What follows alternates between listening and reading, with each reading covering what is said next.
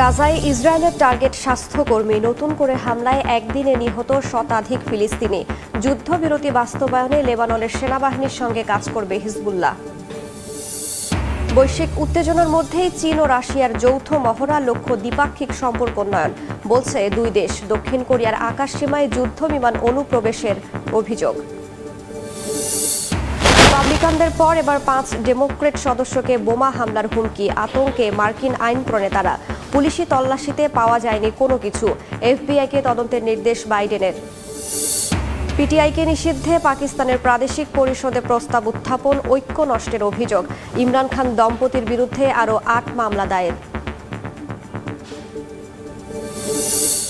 এবং বৈষম্য বিরোধী আন্দোলনের সমর্থনে বিক্ষোভের জেরে আমিরাতে বন্দী আরও 75 প্রবাসী বাংলাদেশির সাধারণ ক্ষমা। বুধবার শুরু দেশে ফেরার প্রক্রিয়া, জানালো বাংলাদেশ মিশন। অবরুদ্ধ গাজায় ইসরায়েলি তাণ্ডবে একদিনে 100 ফিলিস্তিনি প্রাণ হারিয়েছেন, আহত হয়েছেন আরও অনেকে। উপত্যকাটির বেসামরিক প্রতিরক্ষা সংস্থা বলছে নেতানিয়াহু বাহিনীর হামলার লক্ষ্যবস্তুতে পরিণত হয়েছে স্বাস্থ্যকর্মীরা। হামাসের দাবি, ইসরায়েলি হামলার কারণে গাজার 20 লাখ ফিলিস্তিনি ক্ষুধা তৃষ্ণায় মৃত্যুর মুখে দাঁড়িয়ে আছে। এদিকে যুদ্ধবিরতি চুক্তি বাস্তবায়নে লেবাননের সেনাবাহিনীর সঙ্গে কাজ করার অঙ্গীকার করেছেন হিজবুল্লাহ প্রধান নাইম কাশেম।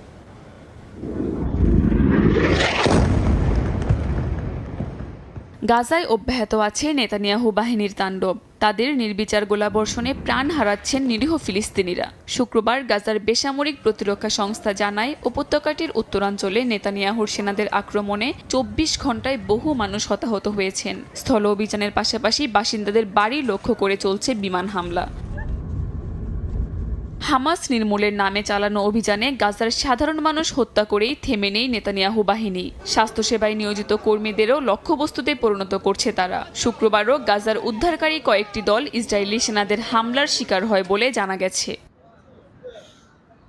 1 বছরের বেশি সময় ধরে চলা ইসরায়েলি বাহিনীর হামলায় মৃত্যুপুরীতে পরিণত হয়েছে গোটা গাজা উপত্যকা। এখন পর্যন্ত নিহত হয়েছেন 44,000-এর বেশি ফিলিস্তিনি, আহত হয়েছেন লাখেরও বেশি। ক্রমাগত বোমাবর্ষণে গৃহহীন হয়েছেন কয়েক লাখ মানুষ। ফিলিস্তিনের স্বাধীনতাকামী সংগঠন হামাস বলছে, অব্যাহত ইসরায়েলি হামলার জেরে দুর্ভিক্ষের করাল থাবায় মৃত্যুর মুখোমুখি গাজার অন্তত 20 লাখ মানুষ। এদিকে ইসরায়েলের যুদ্ধবিরতিতে লেবাননের মানুষ উচ্ছ্বসিত হলেও কাটেনি আতঙ্ক। এখনও দেশটির কিছু এলাকায় প্রবেশে নিষেধাজ্ঞা দিয়ে রেখেছে নেতানিয়াহুর সেনারা। এতে উৎকণ্ঠা কাটেনি জনমনে। এমন পরিস্থিতিতে যুদ্ধবিরতির চুক্তি মেনে নিলেও নিজেদের আত্মরক্ষায় হিজবুল্লাহ কাজ করে যাবে বলে জানিয়েছেন সংগঠনটির প্রধান নাইম কাশেম। একই সঙ্গে চুক্তি বাস্তবায়নের সহযোগিতায় লেবাননের সেনাবাহিনীর সঙ্গে কাজ করার ব্যাপারেও অঙ্গীকার করেছেন তিনি। পশ্চিমাদের অব্যাহত চাপের মধ্যেই পরমাণু সমৃদ্ধকরণের নতুন ও আধুনিক সেন্ট্রিফিউজ যন্ত্রে গ্যাস প্রবেশ করানো শুরু করেছে ইরান। বৃহস্পতিবার দেশটির পরমাণু বিষয়ক এক শীর্ষ কর্মকর্তা এ তথ্য নিশ্চিত করেছেন। রয়টার্সের প্রতিবেদনে বলা হয়, 6,000-এর বেশি নতুন সেন্ট্রিফিউজ স্থাপনের পরিকল্পনা আছে ইরানের। আর টাইমস অব ইসরায়েল বলছে, এই বিপুল পরিমাণ ইউরেনিয়াম দিয়ে কয়েকটি পারমাণবিক বোমা তৈরিতে সক্ষম হবে তেহরান, যেটি নিয়ন্ত্রণে সব প্রচেষ্টা চালানোর হুঁশিয়ারি দিয়েছেন নেতানিয়াহু। হিজবুল্লাহর সঙ্গে লেবাননের যুদ্ধবিরতির সময়ে ইসরায়েলের প্রধানমন্ত্রী বেনিয়ামিন নেতানিয়াহু ঘোষণা দিয়েছিলেন, এই পদক্ষেপের পর তার দেশ ইরানকে মোকাবেলায় আরও মনোযোগী হতে পারবে। নেতানিয়াহুর এই হুঁশিয়ারের কয়েকদিন পরই ইউরেনিয়াম আধুনিক সেন্ট্রিফিউজ সক্রিয় করার ঘোষণা দিল তেহরান।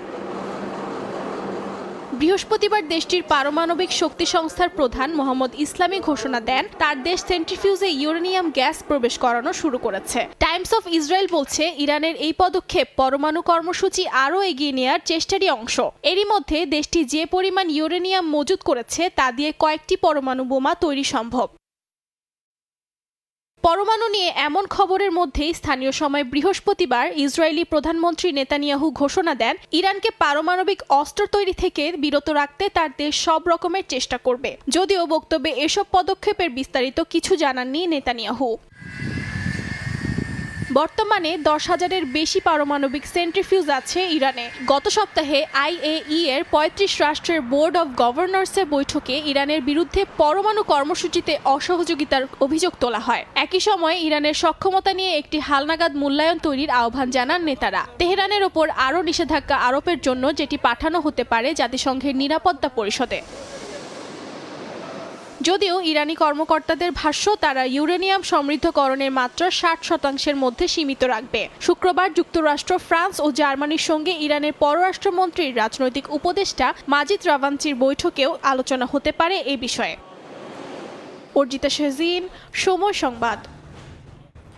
নভেম্বরের মতো যৌথ মহড়া চালালো রাশিয়া ও চীন। স্থানীয় সময় শুক্রবার জাপান সাগরের ওপর অত্যাধুনিক সব যুদ্ধ বিমান নিয়ে মহড়া চালায় দুই দেশের প্রতিরক্ষা বাহিনীর সদস্যরা। মূলত দেশ দুটির দ্বিপক্ষীয় সম্পর্ক উন্নয়নে এই মহড়া চালানো হয়। দক্ষিণ কোরিয়ার সেনাবাহিনী জানায়, বিনা অনুমতিতে তাদের আকাশসীমায় 5টি চীনা সামরিক বিমান ও 6টি রুশ যুদ্ধ বিমান মহড়া দিয়েছে। জাপান সাগরের উপর দিয়ে উড়ে যাচ্ছে একের পর এক অত্যাধুনিক সামরিক যুদ্ধবিমান। এর মধ্যে রয়েছে 5টি চীনা যুদ্ধবিমান ও 6টি রুশ যুদ্ধবিমান। স্থানীয় সময় শুক্রবার এই মহড়া চালায় চীন ও রাশিয়া। যুক্তরাষ্ট্র ও তার মিত্রদের সঙ্গে উত্তেজনাপূর্ণ সম্পর্কের মধ্যেই এ মহড়া আঞ্চলিক সংঘাতকে আরও উস্কে দিতে পারে বলে মনে করছেন বিশেষজ্ঞরা। চীনের প্রতিরক্ষা মন্ত্রণালয় জানায়, এ নিয়ে নবমবারের মতো যৌথ মহড়া চালিয়েছে তারা। বিবৃতিতে আরও বলা হয়, এ মহড়াটি দুই দেশের দ্বিপক্ষীয় সম্পর্ক উন্নয়ন করতে সহযোগিতা করবে। এদিকে দক্ষিণ কোরিয়ার সামরিক বাহিনীর পক্ষ থেকে বলা হয়েছে, অনুমতি ছাড়াই তাদের আকাশসীমায় চীন ও রাশিয়ার যুদ্ধবিমান প্রবেশ করেছে। তবে তারাও তাদের সশস্ত্র বাহিনীকে তৈরি করে রেখেছিল। কোনো বিশৃঙ্খলা তৈরির চেষ্টা চালালে তাদের প্রতিহত করা হতো। তবে এই মহড়ার মাধ্যমে প্রথমবারের মতো যুক্তরাষ্ট্রের আলাস্কা অঙ্গরাজ্যের সীমান্তবর্তী এলাকায় 2টি রুশ Tu-95 এবং চীনা H-6 যুদ্ধবিমান দেখা গেছে। এর আগেও একইভাবে বেরিং সাগরের উপর দিয়ে যৌথ মহড়া চালায় শি জিনপিং ও পুতিন প্রশাসন। অন্যদিকে গেল মাসে প্রশান্ত মহাসাগরীয় অঞ্চলে প্রথমবারের মতো যৌথ মহড়া চালায় তারা। রিপাবলিকানদের পর এবার বোমা হামলার হুমকি পেয়েছেন যুক্তরাষ্ট্রের কানেটিকাট অঙ্গরাজ্যের 5 ডেমোক্র্যাট আইন প্রণেতা। এক বিবৃতিতে তারা বিষয়টি নিশ্চিত করেন, যদিও পুলিশ তল্লাশি চালিয়ে কোনো বিস্ফোরক ডিভাইস খুঁজে পায়নি। এ ব্যাপারে তদন্ত চলছে বলে জানিয়েছে আইন শৃঙ্খলা রক্ষা বাহিনী। এর আগে বোমা হামলার হুমকি পান নবনির্বাচিত প্রেসিডেন্ট ডোনাল্ড ট্রাম্পের মন্ত্রিসভার জন্য বাছাইকৃত একাধিক সদস্য। নবনির্বাচিত মার্কিন প্রেসিডেন্ট ডোনাল্ড ট্রাম্পের মন্ত্রিসভার জন্য বাছাইকৃত একাধিক সদস্য গেল মঙ্গল ও বুধবার বোমা হামলার হুমকি পান। এ ঘটনা নিয়ে যখন আলোচনা তুঙ্গে, ঠিক তখনই একই রকম হুমকি পেলেন কয়েকজন ডেমোক্রেটিক আইন প্রণেতা। পরে এক বিবৃতিতে হুমকি পাওয়ার কথা জানান তারা। হুমকি পাওয়া আইন প্রণেতারা হলেন রিপ্রেজেন্টেটিভ জিম হিমস, জাহানা হেজ, জন লারসন, জো কার্টনি এবং সিনেটর ক্রিস মরফি। জানা যায়, কানেটিকাট অঙ্গরাজ্যের ওই আইন প্রণেতাদের বাড়ির মেইল বক্সে পাইপ বোমা রেখে যাওয়ার কথা বলে তাদেরকে ইমেল পাঠানো হয়।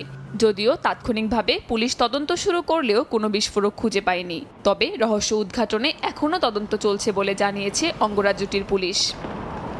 তবে হুমকি দেয়া হলেও অনাকাঙ্ক্ষিত কিছু ঘটবে না এমন আশাবাদ ব্যক্ত করেছেন রিপ্রেজেন্টেটিভ জিম হিমস। তিনি বলেন, এদেশে রাজনৈতিক সহিংসতার কোনো স্থান নেই। ফিলিস্তিনিদের আহাজারি, গ্রেফতার নেতানিয়াহু। দর্শক, ইতিমধ্যে টানা 2 বছর পেরিয়ে 3 বছর চলছে গাজা যুদ্ধের। কিন্তু এই গাজা যুদ্ধ কবে শেষ হবে তা নিয়ে হতাশ গাজাবাসী সহ ফিলিস্তিনের বাসীরা। এদিকে লেবাননে যুদ্ধবন্ধের চুক্তি সই করেছে ইসরায়েল প্রেসিডেন্ট নেতানিয়াহু ইতিমধ্যে চুক্তি সই করার পরেও আবারও ভয়াবহ হামলা চালিয়েছে ইসরায়েলি সেনারা। তবে এই ইসরায়েলি সেনাদের এমন আক্ষেপ দেখে এবার ক্ষেপেছে ইরান। অন্যদিকে নেতানিয়াহু গাজা এবং ফিলিস্তিনিদের উপর যে নির্যাতন চালাচ্ছে তা একেবারে অকল্পনীয়। এদিকে গাজাবাসীদের আহাজারিতে পুরো বিশ্ব কাঁদছে। সেই সাথে নবনির্বাচিত প্রেসিডেন্ট ডোনাল্ড ট্রাম্পের ফাঁদে পা দিয়েছে নেতানিয়াহু। এখন দেখার বিষয় আসলে কবে কে কার ফাঁদে পা দেয়। তো দর্শক, এ নিয়ে আপনাদের মতামত অবশ্যই কাম্য। ধন্যবাদ।